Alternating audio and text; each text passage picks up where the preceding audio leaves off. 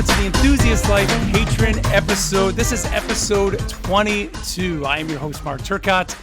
And as always, guys, thank you so much for the support here for the podcast. You guys know your support continues to have me doing this show Monday through Friday, every single day. Absolutely love doing it. And of course, chatting with you guys through just the podcast every day, through Discord. Thank you so much. And hey, if you want to be a supporter of the show and you're not listening to this and getting early access to it, you can find that link down in the show notes. Get yourself early access to this. And of course, get access to the Enthusiast Life Discord, where we are talking about all the fun things you hear on the podcast every single day. Now, usually I'll have a couple guests on the podcast here to, talk about things every single month. And hey, if you want to be a patron, you can come on the show, definitely. But this month, joining me here, because I only got one person coming on this month, and we're going to have some fun conversations here. Joining me here for his 12th appearance on the Patreon episode, Matt Clark. Matt, what's up, dude? MARKTURC. I am so happy to be here with you. How's it going, man?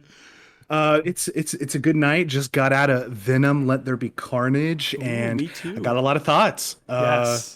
Lots of things going on in the old canoodle, so I'm excited I will to talk say about this: it. we're definitely going to be talking some Venom and even some spoiler territory later on, but we'll save that for the end, because I know right now when this comes out, a lot of folks probably either haven't seen the movie or just won't be seeing it for a while. So I don't want to spoil anything, so we're going to save that for the end. We do have some other things to talk about, so don't worry for everybody freaking out and hearing, oh my God, they're going to spoil Venom, Let There Be Carnage.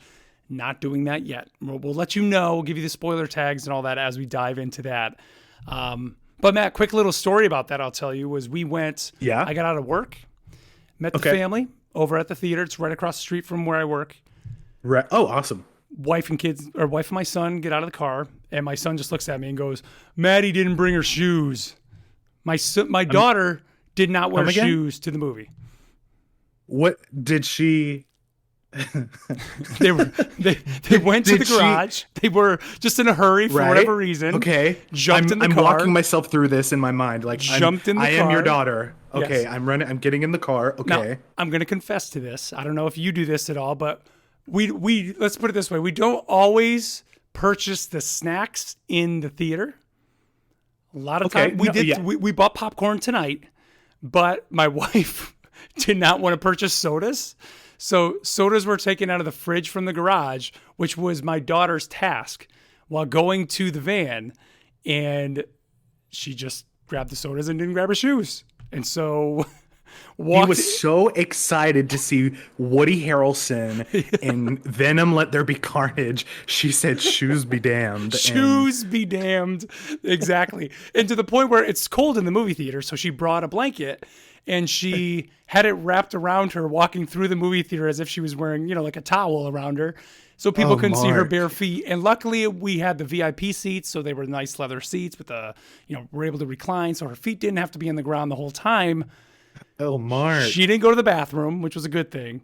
But I mean, how often do they mop the movie theater floors? Really? Right. Okay. So like my experience with the theaters, I've become that person that cleans myself. Because every theater was like, we're reopening from the pandemic, and we're gonna have enhanced cleaning procedures, and that is the biggest load of bullcrap that I've ever heard. They did it twice. I bring my own wipes with me now, and I wipe down the seat before I sit down. Like, don't trust it. So I mean, hey, your daughter's a brave one. Yeah. I mean, they got home before me. She was already headed up to the bathroom to get in the shower when I got home. So I'm sure my wife I doubt she carried her in. I mean, my daughter's 12 years old. She's 5'8" or whatever she is now. But whoa, we didn't want those feet on the floor because it's just dirty, disgusting. Theater, shoes, feet, whatever. So we had a good time at the movie tonight. That was great. I'm sure you're familiar with this phrase. Having lived in the South for a while now, we'll just say "bless her heart" and move on. Yes, bless her heart. Yep, that's it. The bless classic. her heart. So that was how my night went after work. So that was pretty crazy. But hey, we're going to talk about Venom, Let There Be Carnage here in a little bit. But Matt, before we get to that, what do you got? I know you got some good topics here. Let's dive into some of this first before we get into Venom. What do you got for us this month? Okay, so today with Disney, there was kind of like a 50th anniversary preview where a lot of different things were announced. Bob Chapek and all them announced that the new Guardians ride at Disney World would be opening in 2022. Nice. We'll see if that happens. But the thing that I was really interested about, and I know that you've talked about on the podcast, is the Star Wars Galactic Cruiser, the experience where you'll be staying on board the Halcyon and having this immersive experience in the Star Wars. They're going to start selling tickets at the end of October, and it opens up in March, which is like October, November, December, like 6 months away. Yeah. And that kind of like sucker punched me because we know prices are a little out of this world, no pun intended. And I was checking my bank account already and saying like, okay, how much more do I need? Like, got to rob Peter to pay Paul, and how's it going to happen? Because I got to be on board this thing.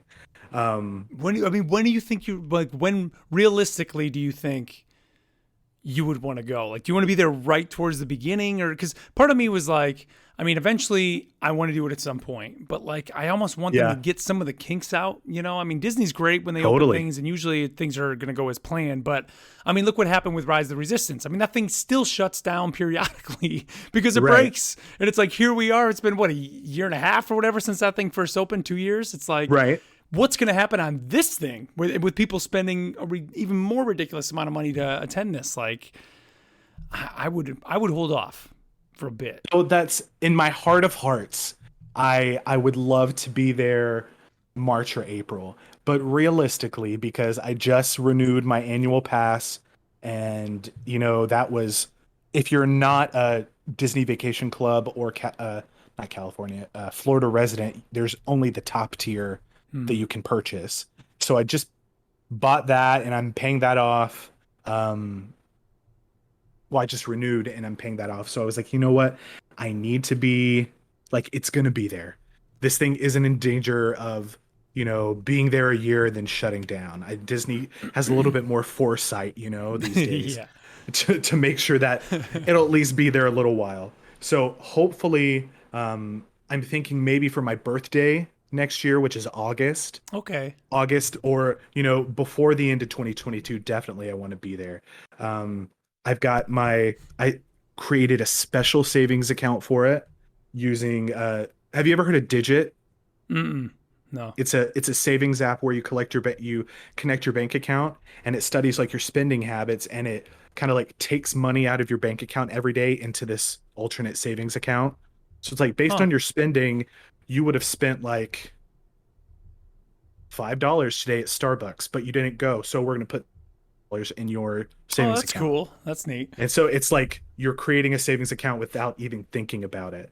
So I have that set up, and it's racking up some money because I'm still working at home right now. So that's good. But I think we're going to shoot for the end of 2022. That's what I'm holding myself and to. What's the plan? Because isn't it like the prices are almost the same? Isn't it whether you go with, I'm not going to say the same, but don't you, like if it's just 2 people or 4, like you're still taking up a room, right?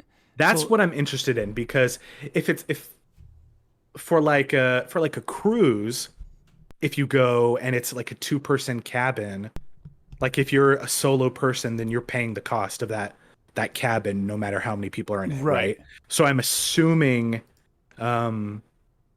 it's the same thing here. But it just says 2 guests per cabin starting at, and like the air is leaving my lungs as I'm talking about this now. $1,200 a night. So, I could handle that one person, after, allocating the funds for it. But I have a very hard time believing it'd be like they'd charge one person $4,800. The only reason I would say that they still would is, again, you're taking up that space, right?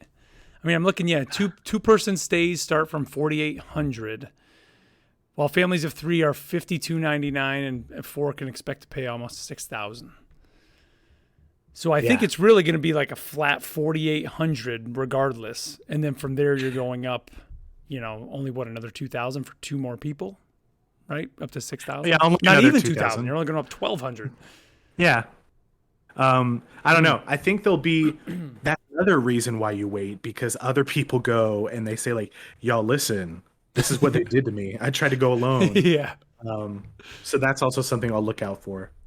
But Wow. what about you? I know you said that you would love to do this, but just with the amount of people that would be like your whole family, this would be We'd be a $6,000. $6,000 It would be. deal for 2 days. Well, that's the thing Like, is it's like like what we're spending. I mean, we're going right now for the next week. We have 7 days in the parks.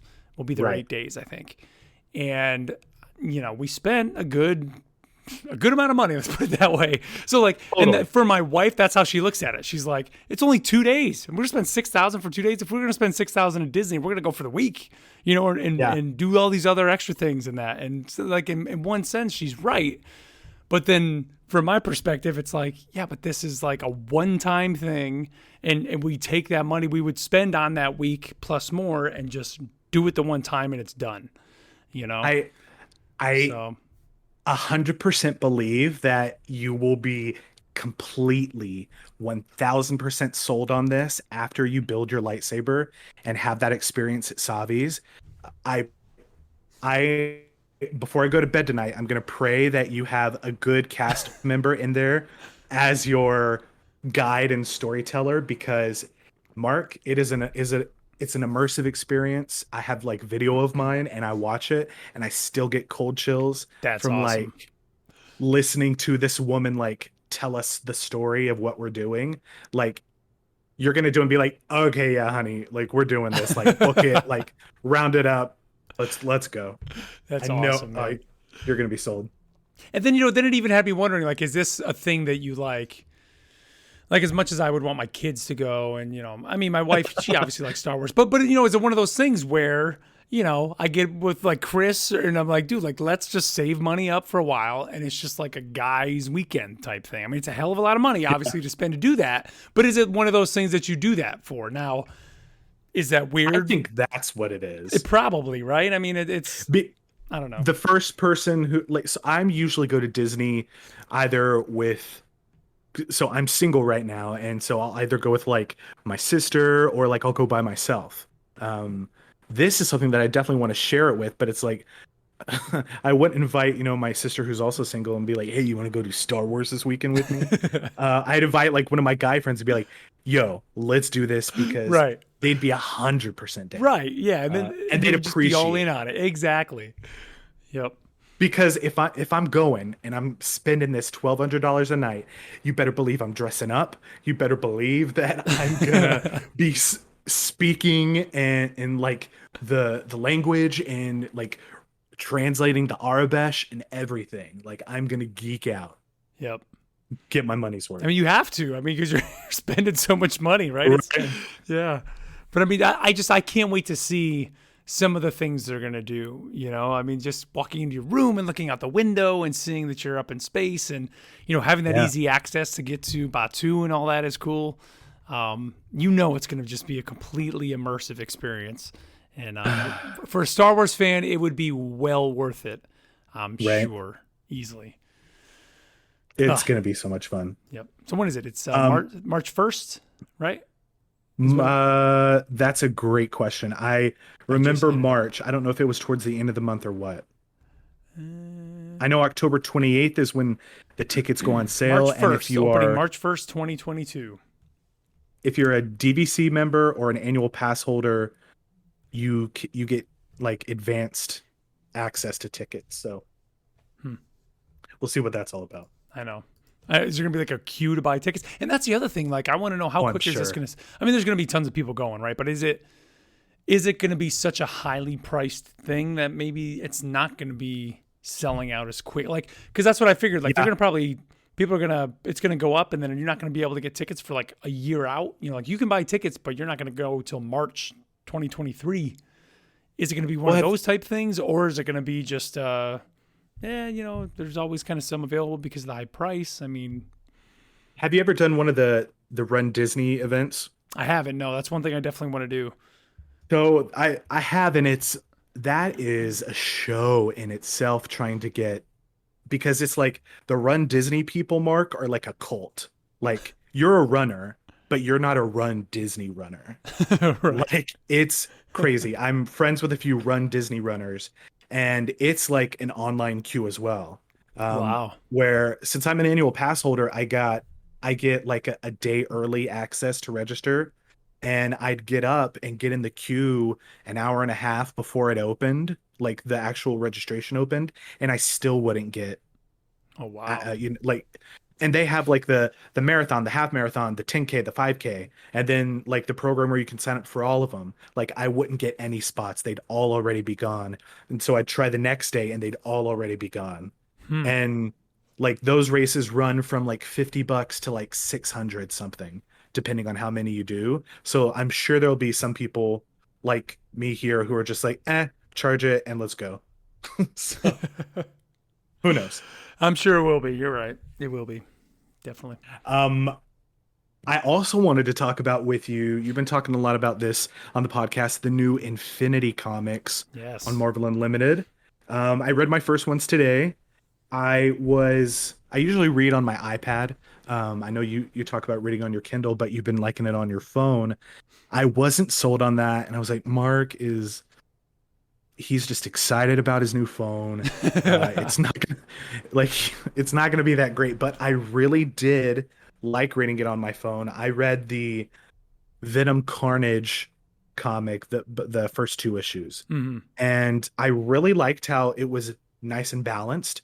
It was a decent amount of dialogue and action, suited well for that screen, like you said. Yeah. It's like it seems like it's designed for the phone, and it's just weird. You think the comic medium, dude, has been around for how many years, right? Going back to the 30s, right? Yeah. And so comics, sure, they've changed through the years where, before you just kind of had more your square panels, and then they started becoming more spread out on the pages, and then full, 2-page spreads and all that.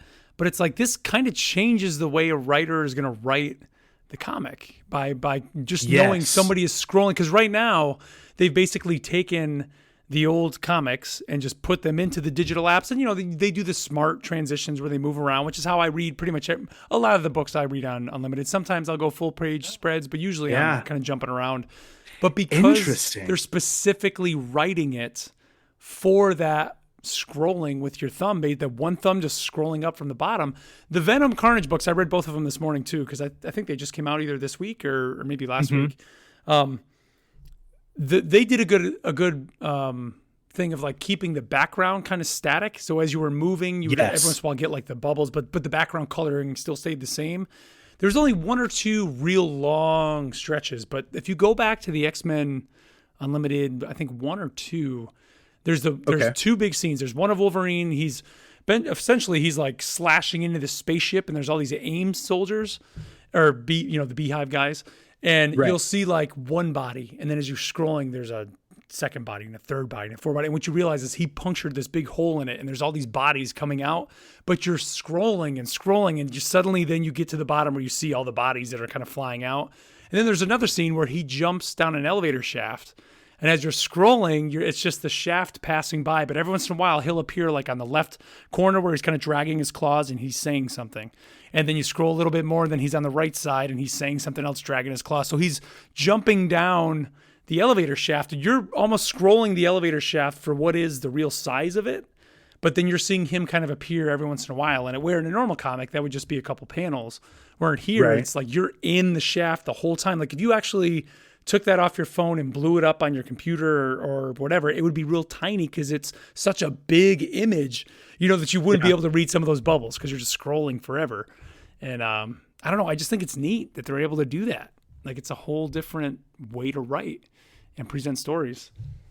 So I got a couple things to ask you based off of some of those comments. So first is, I guess not questions, maybe some observations. First, I think it's really interesting that you do the panel by panel when it's a regular comic, because for me, I can't stand that myself. Oh, really? Okay.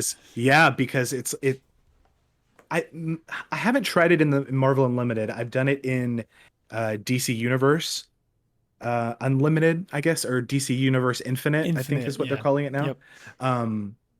Their, I guess, panel by panel mode, you can also like put it up on your TV and scroll through and like just hit play and it'll go through it like a motion comic or whatever, which is pretty cool, but I don't like that. So I think that's really interesting that you do that.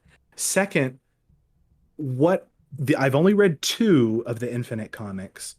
So maybe others are different, but I felt like the story has been sacrificed to fit the format, if that makes sense. That's at least with Venom Carnage. Dude, that's almost a definite, almost across the board, I think. Okay. That's one thing I've noticed from reading them. I think they almost like literally wrote them or seemed to be writing them to be just quick, almost like as I was reading, I was like, I don't you may not remember this because I'm old. But there used to be a Spider-Man comic book strip in my local newspaper. And I used to always read like Calvin and Hobbes and all that in the comics. And there was a Spider-Man strip and it would always be 3 or 4 panels and that was it. And every day, I would read it and like, oh, what's Spider-Man doing today? And that's kind of what I was getting the feeling of, is it was like a quicker story, even though, I mean, when you look at the page, I think you can look at page numbers on them. They say they're like 24, 25 pages or whatever, but they go by so fast. And especially the Venom Carnage story is just kind of a classic, like, oh no, Venom's infecting the water, or Carnage is infecting the water. Like, Venom's got to stop him. And there isn't really a lot, But I don't know. I think to be able to be getting these things weekly, and I think I think it's somewhat in its infancy. And I think we're going to find somebody that's going to really kind of latch onto it and be like, hey, we can tell some really good stories in here. And I think we're going to get there. The Captain America story, I don't know if you haven't read that at all? No, I haven't looked at any other ones beside Venom Carnage yet. It's a 4-issue and done. That one delivers a much better story and is kind of a classic Captain America story where it's actually seems to me, especially when you finish the last one, like somewhat commenting on current events and kind of bringing that Captain America, like bringing what the right thing to do is, being the Steve Rogers, like, I don't know. When you read it, you'll know what I mean when you read it. But it's just, I think they're telling a better story there. The Venom Carnage, not so much. The X-Men one, for whatever reason, they do 4 issues and then it totally shifts in issue 5 to what seems to be a completely different story. I don't know if we're gonna, because the original story didn't seem to wrap up. But it moves pretty quick, not tons of dialogue, especially the first 2 issues. It's more just Wolverine infiltrating the ship, like wrecking face, which is awesome to see. But also, Wolverine fans want that. Yeah, there's actually a lot of Wolverine in all of them, it seems. But one of the funny things I was thinking actually today, and no, I did not read it on the toilet, but I'm sitting there thinking like, this is almost meant to specifically fill your space while you're sitting on the toilet to give you a comic book to read. Listen, Mark, this is a safe space. It's just you and me talking. If you read it on the toilet, that's fine. I will confess that I read one of the 2 comics on the toilet today. Yeah, and it's easy, right? It's the one thumb, you're just scrolling. Where if you if you try to read a full page, you can't, obviously, because you can't see anything. And if you do the panel to panel, still even on the phone, it's a little bit small. And just to clarify why I do the panel to panel, because I'm old, Matt. Like my eyes, I don't want to wear reading glasses still, and so it just makes it easier. I'm going to have to, after this call, I'm going to have to go Google what a newspaper is and see like what all that's about, because back in my sounds day, weird. We didn't have color in some of our comics, man. They were just only on Sundays we would get those color comics. That was it. So, that's I'll have to check some more of them out. I thought the vibe of the Venom Carnage comics was, I mean, it fits perfectly in the vein of the new movie, but it like even between those 2 characters, there wasn't much substance. It was like you said, it's like, oh no, Carnage is doing this. Let me risk the lives of all these people on this plane and go stop Carnage. And I don't know, I myself am not super familiar with the Venom Carnage relationship. And how it plays out in comics. Slade would probably be better at that. Yep. But it just seemed like it was so punny and so like Carnage just calling Venom daddy a lot. And I was like, is this the vibe that we want to put off? Like, I don't know if well, it doesn't seem very tense to me. Did you know, or did you realize, did you see Kevin Feige listed in the credits? No, I didn't. I did. Let me see. I want to see what they credit him as, because I noticed that as I was kind of scrolling to the, where is it? Crap. I just had it pulled up. He is listed as the CCO. And so is he just the CCO of Marvel, I guess? Chief Creative Officer? Yeah. At the very bottom of the comic it says, 2021 Marvel. Oh, yeah. He is. But I think that's just overall. I think that was I think that was part of the deal when Disney like promoted him and gave him all that stuff. They're like, hey, and guess what? You're going to be chief creative officer. So I don't know if he. So that's like, just of Marvel in general. Stories. Because when I saw his name, I was like, and you mentioning how this gave the vibe of like the new movie. And I mean, I even talked about it on the show before. Like if they would, kind of maybe have the characters somewhat represent those in the movies, then maybe you could get more people reading the comics. Maybe that's who this is really for, and kind of why they did. Because, I mean, all they're talking about now is the new Marvel Unlimited app. Like, it's totally new, and we're totally redoing it. And they're trying to get all these new people coming in, and maybe this is that way. I've never been online before. Yeah. Marvel Unlimited has been available for, like 6 or 7 years? I mean, it's been out forever. Yeah. But it's like maybe this is a way to try to get people who, look at, let's say they want to read a Venom comic, and they go in there and they just search for Venom, and there's 200 issues of Venom. They don't know where to begin. They don't know where to start. This is where you start. You're subscribed to Marvel Unlimited. This is exclusive to you. You read that comic, and it's like, oh, that was kind of like the movie I went and saw. And those characters are being treated the same way. Because, and we're going to talk about the movie in a little bit, but like that whole Venom Eddie Brock relationship to me in the movie, and it even was in the first one, was so over the top and so overdone. And I don't know, man. It just to me comes off corny and cheesy. That's why I think Kevin Feige's name appearing in the comic means nothing, because I highly doubt that he was very pleased with this film. Yeah. That's all I'll say on that until we talk about it. Okay. But yeah. Also, I guess really quickly, unless there's anything else you want to talk about before we scooch on over to Venom, I wanted to answer one of your calls to action from The Daily Show. You were asking for some spooky things for your family to watch. Yeah. With the upcoming spooky season. And I'm a much bigger TV fan than I am movies, because I'm not a horror guy. I don't particularly like to be scared. I feel that, God put me on this planet to do many more things than sit curled up in a ball and want to pee in my pants. Rocking in the corner. So, right. I recommended one movie, which is kind of like an indie favorite of mine, Cry Wolf, which is totally early 2000s nostalgia. We'll have your kids saying like, Dad, what's AOL Instant Messenger? Stuff like that. But a couple of TV shows that I thought they might like, there's Grimm, that was on NBC. I know. Okay, I know the show. Yep. 6 or 7 years ago, which is a fun show, just to start. You don't even have to go through a lot of it. There's Sleepy Hollow, which was on Fox. Maybe 5 or 6 years ago. Yep.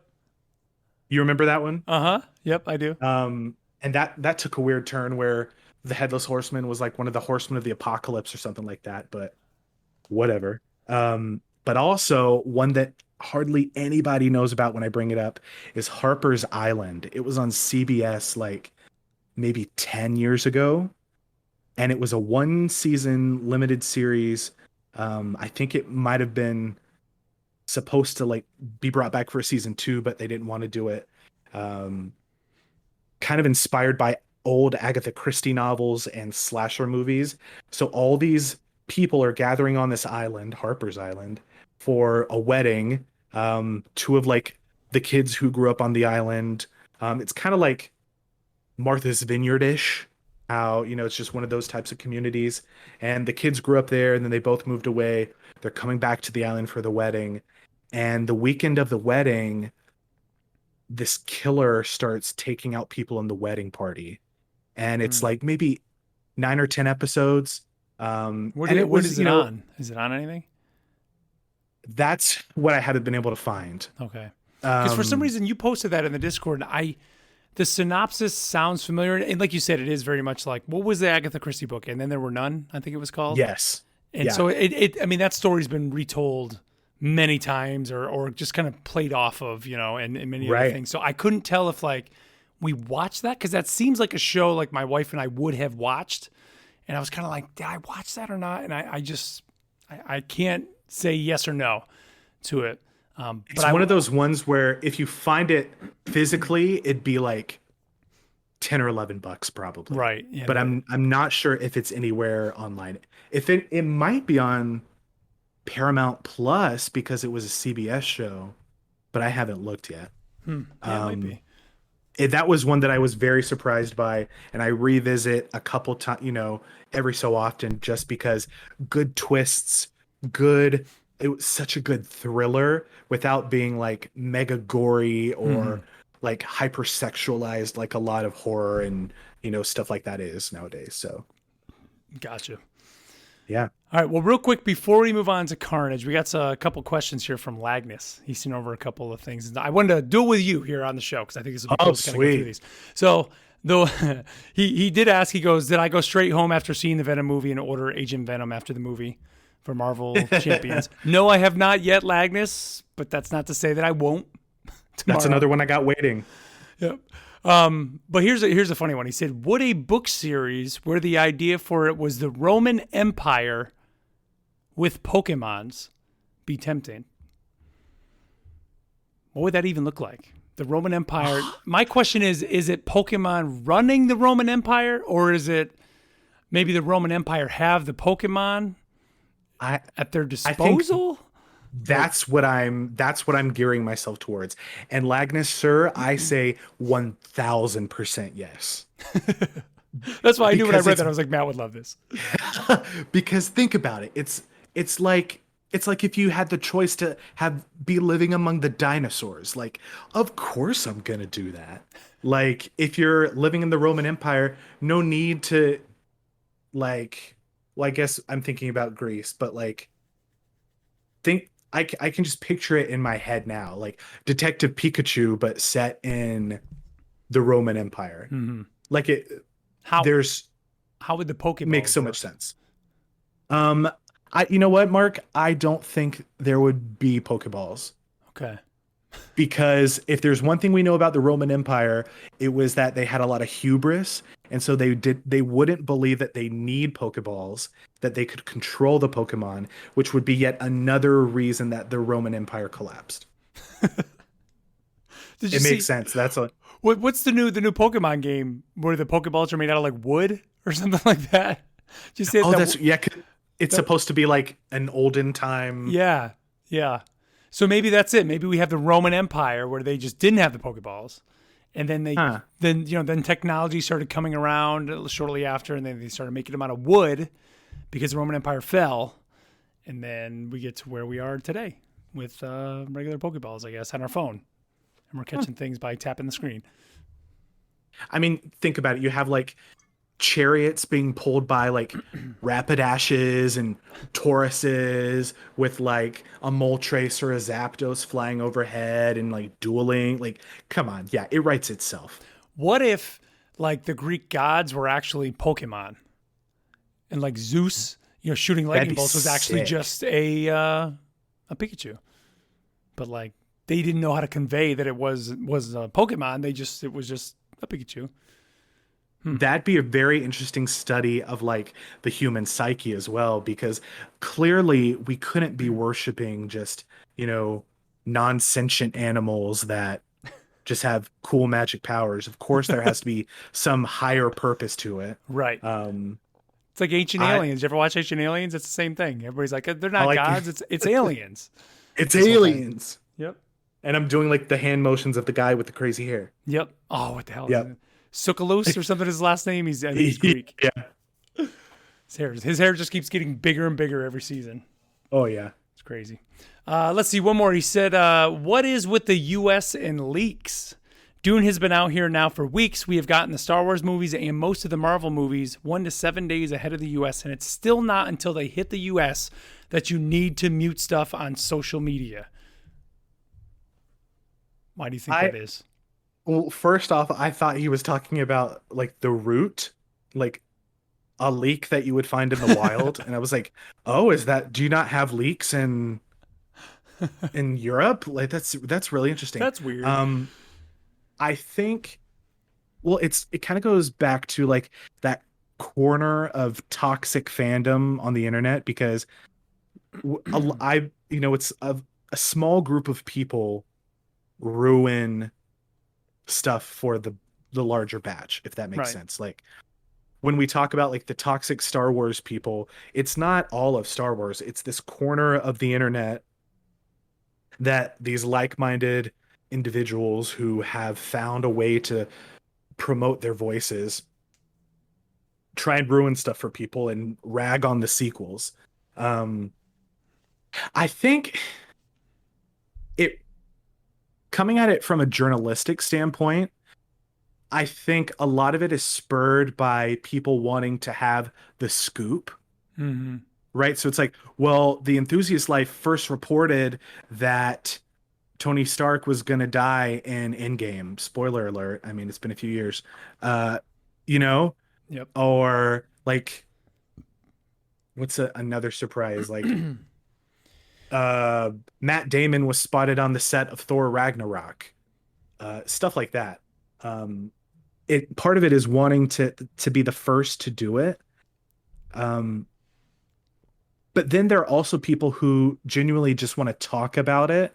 Mm-hmm. And I think there's a varying expectation of how long spoilers should be and like kind of the decorum around it. Like I feel like talking about Venom, if you want to have any type of spoiler moratorium on something, you give it the weekend. Yep. And then like come Monday, it's okay to talk about it without a spoiler tag. If it's that important to you that you want to see something, then you go out of your way to mute it. You go out of your way to, get off the things. Unless it's like, I think, Lagnus is talking specifically about, international stuff here, which is a whole different case. I think it goes back to Americans thinking they're better than everybody else and need to spoil things for other people. But that's the interesting thing. Like he's saying, that they come out earlier there, and the Europeans in the international audience don't spoil it for the Americans. But the minute it's out, the Americans are just like, oh, we're spoiling it. We're throwing it all out there. Like today, I had mentioned a couple weeks ago that I had seen what was the supposed post-credit scene for Venom: Let There Be Carnage, which I didn't like. Woke up this morning. We're going to talk about that. Woke up this morning, saw trending on Twitter was Venom 2, hashtag Venom 2.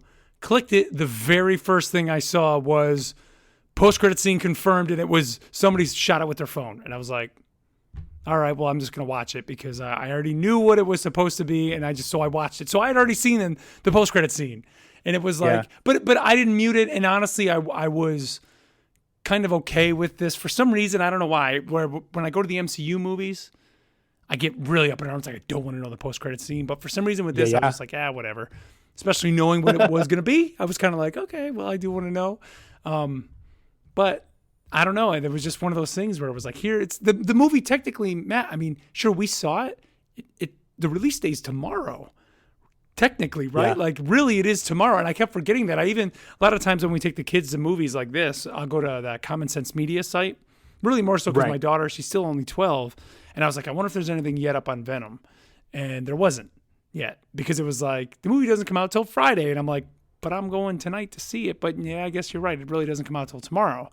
And that's just the way it is. But yet here we go. The day before, there's the biggest spoiler of the whole movie is the post-credit scene. And there it was front and center on one of the trending topics on Twitter, literally the first thing that was trending under that topic.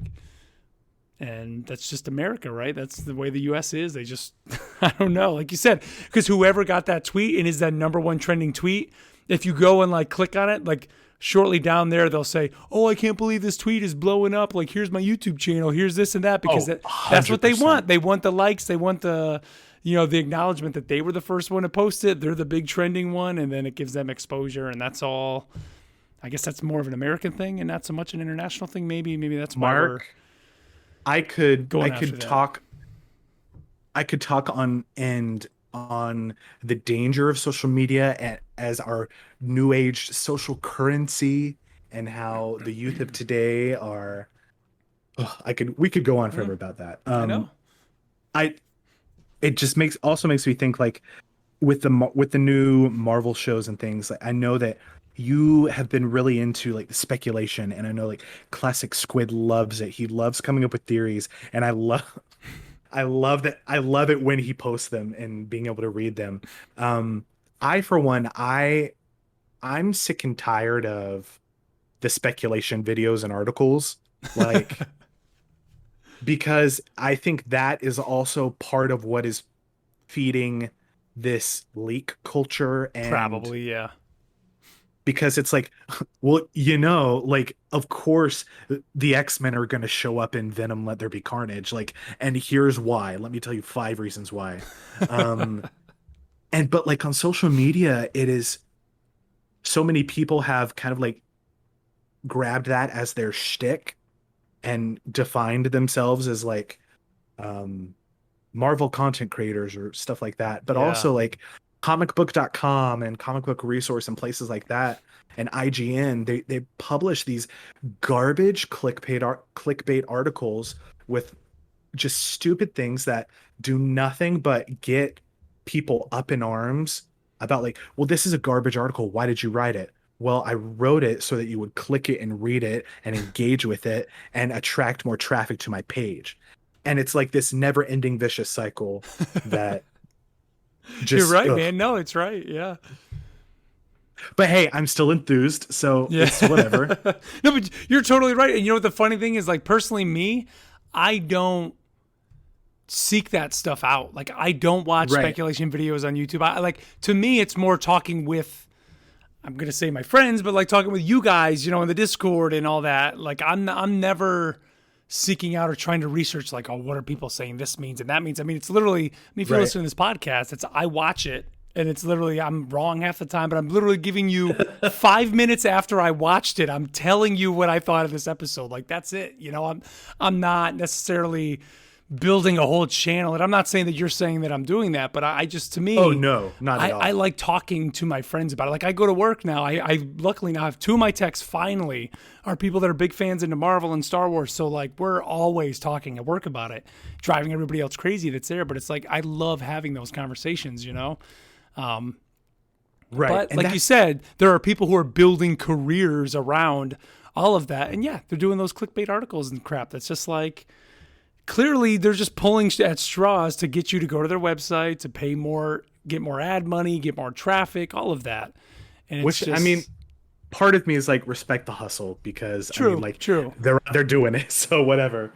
But it's like we have Slade, who is the comic guru, Yep. and he'll come in and say like, well, in the comics, this, that, the other, and it's like, that's completely different from the people who are like, well, this is obviously going to happen because. And all you people are idiots, because if you remember that in Spider-Man issue 237 in 1973, in panel 4 on page 63, like, Carnage did this. So come on, guys. Like, it's the way it's presented. And I thank you for creating a healthy community. There you go. And I think it all goes back to like the whole purpose of the enthusiast life. People gathering, like-minded people coming together to celebrate and discuss things that they are excited about. They're fun. Yes. We don't need to get into the negativity, man. We don't need that. That's protected, I think. That's protected the conversation from it on the Discord. Definitely. All right, let's shift gears, man, over to some Venom. Let There Be Carnage. So Venom. We're going to do kind of the non-spoilery, just initial impressions. And you know what? I'm going to really just let you do more of that, because tomorrow I'm going to be recording more of the general impressions, so people don't need to really hear that twice for me. I mean, I think they're going to get the vibe when you and I get into the spoiler cast, and you'll get even my vibe from it as we start going. But what are your overall thoughts on the movie, non-spoiler, I guess? I don't think anyone will care about this comment but me, so I will start out with it. I think Sony needs to give their movies more money for wigs, because if you will recall, at the end of Venom 1, when when Woody Harrelson was revealed as Cletus Cassidy, he was sporting a wig very reminiscent of Little Orphan Annie, with some very distinct red curls. And in Venom Let There Be Carnage, Woody Harrelson is featured wearing a terrible red toupee that is very badly glued to his head. So Sony Pictures, this is your call to do better and respect your actors more. But that aside, I think you're going to be the only one to review this movie based on the wigs. I love it, dude. It got on my nerves so bad. It's not even a wig change later. I think he takes the wig off at one point, a little bit later on in the movie. So it's not so bad the whole movie, but it's still. It's like it felt like. Sorry, guys, if this is the content you're getting. At the beginning of the movie, it's parted like regular hair. And then at like the start of Act 2, it's all combed forward, like Norman Bates or something. I don't know. Anyway, what was the question? What did you think of the movie? Did you enjoy it? I took my buddy, who is my Marvel movie buddy. We usually go Thursday nights to see stuff. He hated the first one, so I was like, you have full permission to leave before this one is over if you want to. Like, no questions, no, whatever. He hated this one too, but this movie suffered from a bad script, which Tom Hardy worked on. And it suffered because it couldn't decide what type of film it wanted to be. Did it want to be a straight epic superhero film? Did it want to try and set itself apart as a comedy?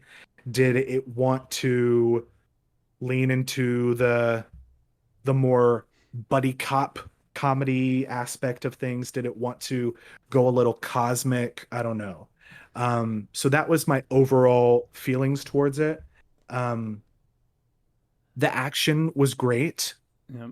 There was I don't feel like the visual effects got any better from the first film, but the fight scenes got better, because I don't know if you remember from the first movie, the fight scenes were very hard to track. I was just gonna say, you could actually see Venom this time, like the last time. Everything was just dark, and it was so hard to distinguish who was who in the last film, and I guess that was a little better because one was black, one was red. The black and red, makes it a little bit easier.